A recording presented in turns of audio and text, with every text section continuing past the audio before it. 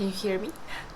Hi guys, welcome back to my channel. I am Kira. If you are new here, I just need to get this out of my system. Number one, because I literally have a bundle of books waiting to be opened, and secondly, because I'm grieving. I'm grieving right now. If you haven't heard the news, Book Depository has closed.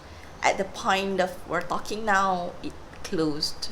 It has closed, and I have heard nothing more devastating and more frustrating about any corporate move than this, than Amazon closing Book Depository. I was in a trial when this happened, when my best friend texted me about the announcement of Book Depository closing, and I remember being so distracted for the whole evening during the trial, but it happened. It is what it is. So I went to check my wish list and try to check out as much books as possible, depending on how much money I have at that point of time. So we kind of have some of it here. I think like there's only one that's left undelivered, and if at all, I'll just going to request for return for it. But yeah, so basically I'm grieving, and I just want to get this, I want to flush this out of my system. So let's just begin. The first one that I got is from Shopee, and this is just a random bookish thing. I just got some stickers and this is like a notepad and a lot of leggings for my books, because right now we're doing a Game of Thrones reading classics books with Emma and Carolyn from their respective channel. So which is why I need to kind of get a lot of notes and references and to see what we want to discuss next according to the classics that we're going to read. So there's that. So let's just go on to the Book Depository haul. So I have this much that I have kind of opened some of it, and one that I totally have opened, and I'm just going to show you. So the first one that I got is this compilation of novels by the Bronte sisters. This one has Jane Eyre, Wuthering Heights, and Agnes Grey. I've read Jane Eyre, and it is hands down the best classics that I've ever read up to this point. So I just can't wait to read more from Charlotte Bronte and of course other Bronte sisters. I think Wuthering Heights was written by Emily Bronte, and then Agnes Grey was written by Anne Bronte. So this is just a compilation, a very beautiful Barnes and Noble collectible edition. But I think I like the one up there, you can see it, but I like the Iliad and the Odyssey edition more, because I feel like this design can tell that it's printed on the cover instead of like fully being made into such. So there's that. That's my first book haul from Book Depository. The second one, I've opened it because I can't wait. Like I have the rest unopened, I think. So yes, this is Pedro Paramo by Juan Rulfo. I believe that I said before, the best book that I've read of all time, which was 100 Years of Solitude, was the founding book for magical realism, in which it's not actually.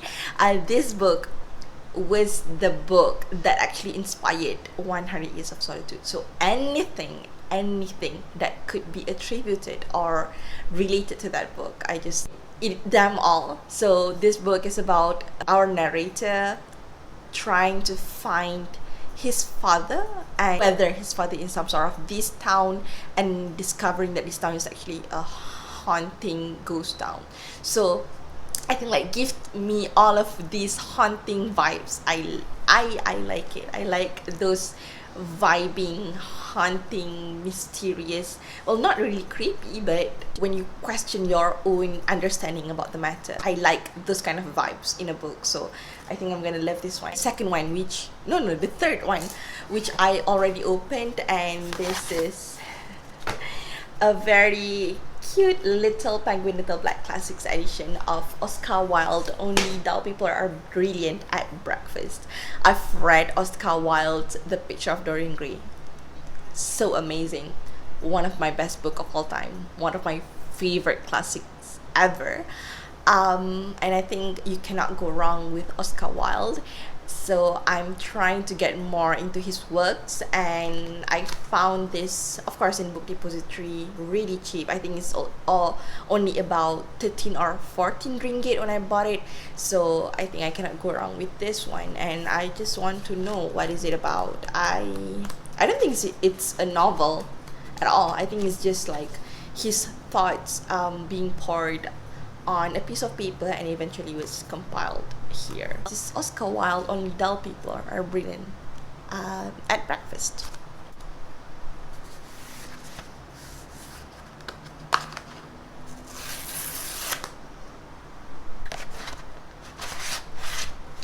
Oh, this is Albert Camus, The Stranger. Okay, I'm so glad that this is here because we are reading this for the Game of Tomes in the month of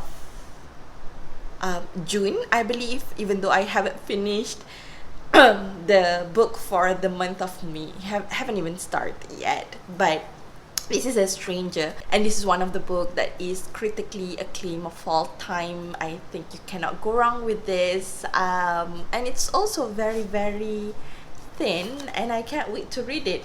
Although I know that it's going to mess my mind up. What doesn't, right? So this is The Stranger by Albert Camus.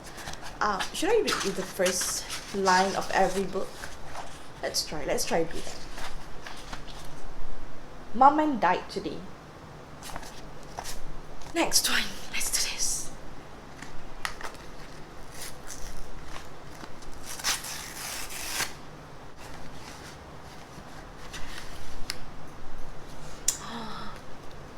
It's Endgame by Samuel Beckett. Oh my god, I heard about this book, Samuel Beckett. I am so sorry. English is my second language, so I am so sorry if I cannot pronounce his name right. But I heard so highly of this book, so highly of him and his plays. Originally written in French and translated into English, so he's a French guy. By Beckett. Endgame was given its first London performance at Royal Court Theatre in 1957. Also, I think we can see the concurrent, the ongoing theme here, that like I think this is haunting, this is like just a bit dark. Wuthering Heights very dark, Jane Eyre also very gothic. This is also dark. This is also questions about things, about life. Now this is also questions about life. I think we can see the common theme here, the common darkness that's glooming over me, but whatever, I love it. This is Endgame by Samuel Beckett, and I believe that this is a play ongoing, asking you existential questions and just going to again mess my mind up. Why did I do this to myself? I don't know, but let's just go on with it, you know.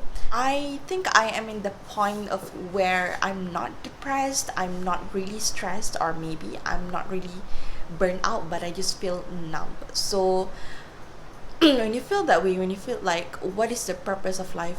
Why am I doing this? Why am I continuously doing this? And you are faced with that questions, and you have basically no answers. And then all I want to do with my literature is basically just going through all of that in the form of a book. So at least I don't have to think about it myself. You know what I mean?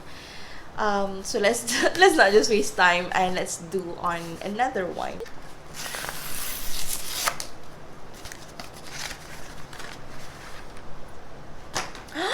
Look what we have! We have Rainer Maria Rilke's Stories of God, translation by Herta Norton. I don't really like a very shiny book cover compared to the matte one, because I feel like it tends to stick. I don't know, it's just preference. And we got one of the last Book Depository bookmark here.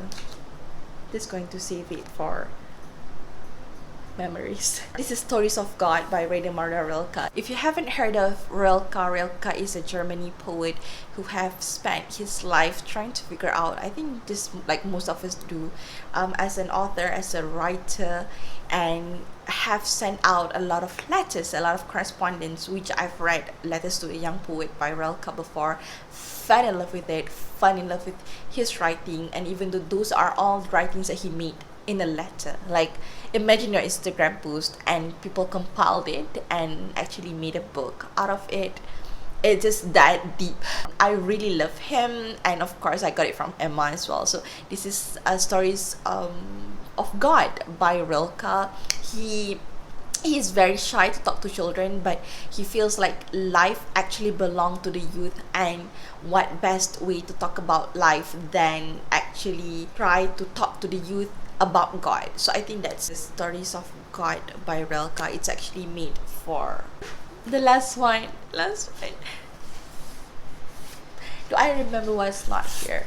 I think I know what is this. Is this what I thought it would be? Yeah, it is. This is Al-Ajniha Al-Mutakasira, which is The Broken Wings by Khalil Gibran. So if you want to confirm what you thought it would be, yes, this is in Arabic. Why did I buy it in Arabic? Because I can kinda read in Arabic. I took Arabic language as a third language in school and in university. So basically I've had a kind of 6 to 7 years of learning Arabic academically. I think language is something that you would want to continue to practice, you would want to continue to read, or else it'll just like vanish from your head if you do not practice it. So which is why I suddenly feel like a sense of longing towards Arabic language, and I really miss being able to basically listening to the recitation of Quran and being able to decipher and understand basically the recitation. And now I feel like the only way that I need to go on with that is literally jump in the literature. This is a tale of tragic love, and I actually have this in English at all want to refer to it. This is like a self-imposed homework that I do to myself because I really want to get back to learning about Arabic language and being to eventually able to read a text without ever have to refer to the translation and the dictionary. So it's about the love story between a woman, Salma, to a young man who we believe is Khalil Gibran himself. This is Al-Ajniha Al-Mutakasira by Khalil Gibran. So we are done with all of the book depository haul. We have 1 to 3 4 more books to go. Let's start with this. This is the selected poems of Emily Dickinson, which I bought from a secondhand bookstore. It's still in pristine condition. It's actually my LA, the legal associate, who is currently working with me. He kind of lost a bet about a case law. He wanted to treat me for a lunch, but of course I said, no, I want a book instead. So he had to buy me this. I never read Emily Dickinson's before, but just like you see in the Beckett's book, I try to get myself to read as much genre, as much things as possible. So you can't go wrong trying out or exposing yourself to different genres. So this is one of my attempt to reading classics and also poetry. This is the selected poems by Emily Dickinson in a very, very beautiful edition. The next one, I feel okay. Let's do classics also. This is the Brothers Karamazov by Fyodor Dostoevsky. We should read this in May for our Game of Thrones book club, but of course I haven't touched it yet because I haven't even finished my Charles Dickens David Copperfield. David Copperfield is almost 1,000 pages long, with such an insufferable character to follow. You can see I'm having trouble finishing that book, but until I finish that big junk of a book, like almost 1000 pages. I would not commit myself to reading another almost 1000 pages. This would be what I need to tackle next before end of June. This is Fyodor Dostoevsky, The Brothers Karamazov. It goes in line with a very nihilistic, a very existential questions or issues with this. So we kind of need to read this side by side for the month of May and June. There's an ongoing theme in our book haul today. I got this, of course, secondhand in I think Carousel. I think I only got this for 35 bucks, I think. So this is going to be my very first Russian literature, and I can't wait to read this. So the last two books, how long are we in? Okay, I think we can make it. The first one is this. This is Haruki Murakami, After Dark. Of course, it's Emma. Emma talks highly about Murakami and also After Dark, one of the best Murakami that she's read. To be fair and to be honest, I don't really like how Murakami writes about women. The book that I've read before, which is The Norwegian Wood, and I don't want to think about that book because I feel like that book was so dark, so depressing, put me in a very bad place. That's the thing. I think I read a book based on how it made me feel. If it made me feel so depressed, so stressed out, I feel like that would be a good book, instead of me being so annoyed, being so indifferent about it. Like, I think David Copperfield, I don't feel anything reading about that book. I think that also would be like the rating system in a way. This is going to be my second Murakami book that I've read, and also I got this thrifted. The last one, it's The Cruel Prince by Holly Black. I've heard so much about this book, and I'm not a big fantasy reader. I don't know what's wrong. Maybe I am in the mood of classics right now, so I feel like I'm more discovering, like you can see, like I am currently discovering my love towards classics first, but at the same time I enjoy myself some really good fantasy, and I've heard a lot of good things about this book. I think I heard the book Leo from YouTube as well, and she talked highly about this book. I want to read this, and also I got this thrifted, so it's not so much of a loss if it doesn't turn out good. I think this has like enemies to lovers kind of theme, but I don't think we'll see it in the first book, because this is a trilogy actually. We'll see if I like this and would continue with the series. So these are all the books that I managed to get from Book Depository before it closed, and also that I managed to thrift before. I think I'm going to go into one of these really soon. I hope that you enjoyed this video. I hope that you like one of these recommendations. Very dark, very questionable recommendations. So thank you so much for watching. I hope you enjoyed this video. Please give me a thumbs up and subscribe if you haven't, and I will see you in my next one. Bye bye.